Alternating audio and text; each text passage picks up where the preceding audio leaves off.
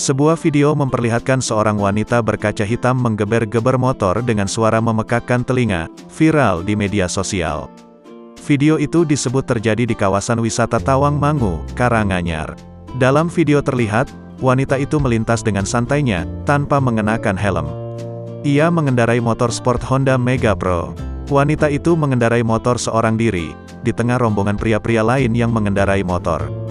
Bak seorang ratu penguasa jalanan, ia tampak begitu pede melintas tanpa khawatir akan kena tilang polisi. Dia dan sekelompok pria yang mengawalnya, bersama-sama menggeber-geber suara knalpot, sehingga begitu memekakkan telinga. Video ini pun sukses memancing emosi netizen. Tak sedikit yang kesal terhadap kelakuan perempuan dalam video itu.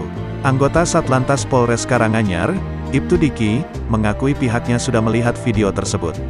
Ia mengatakan, polisi sudah mengantongi identitas perempuan tersebut.